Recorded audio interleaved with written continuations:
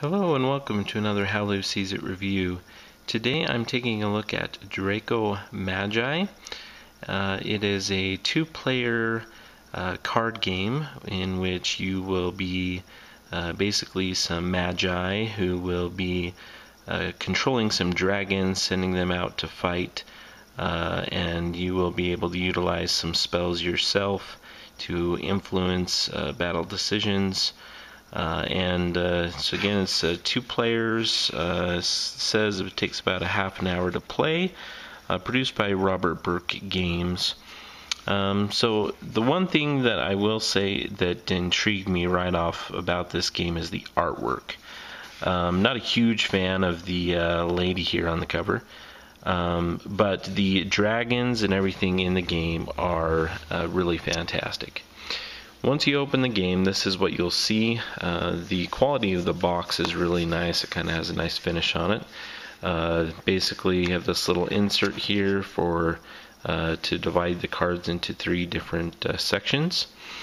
You have the rule booklet here. Another one of my things I thought was interesting is the rule booklet fits really nicely in here. But then they had this like little insert that gives you, kind of more specifics on each of the dragons and their abilities, and it fits in here, but it like kind of has to bend just slightly. It just seems like a little bit of an oversight. I mean, they still have plenty of white space on these columns, but I think that was probably an oversight on someone's part, and it kind of is annoying that it doesn't fit quite right. I don't know why it wasn't made just to the same size as the rule book, but other than that, you open it up. Each of the two players will have a dragon deck. You have a gold dragon deck and a green dragon deck, and each of these decks actually they include the same number of dragons, the same type of dragons. You also have a battle deck here, which is how you figure out battle results, and we'll talk a little bit more about that. But so all those decks are the same. The game includes this little cardboard starting player token. It's green on one side and gold on the other, so that you know who kind of starts each of the rounds there. The other things that we have here is we have called an advanced battle deck, advanced battle cards, which you can, at the beginning of the game, each player will start with one of these. And throughout the game, certain dragons can give you ability to draw and add these to your deck. After each of the rounds, you will start adding more of these, but it's just like the second round you add 2, and the last round you add 3. So anyway, there's some different battle cards there.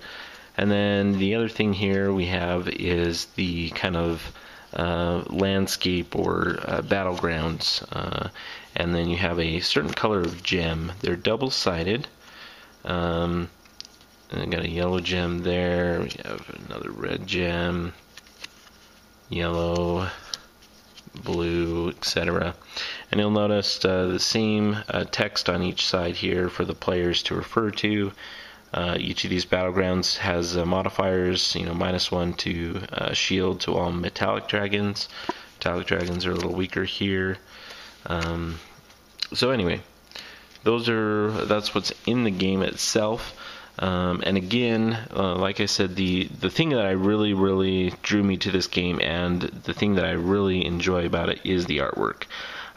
I grew up and have had multiple books on dragons and things like that, and so I'm really impressed with the amount of detail that went into the artwork for all of these dragon cards. And, on the card here you have a melee, or sorry, you have a range attack here, and a shielded defensive value, and then this is the kind of melee attack value that you resolve after you're laying the dragons down. I thought it was kind of interesting, their choice here. They kind of made this big font here kind of that's the special ability, right?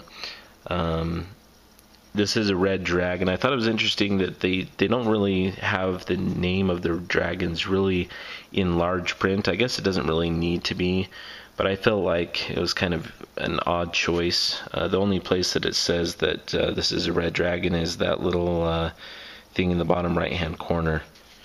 But like I said, I mean, the dragons are just really, really cool looking. We got here, but see, it says poison breath, so you don't actually realize what this dragon is. You kind of get to, I mean, it's green, obviously, so that's an easier one. We got silver dragon.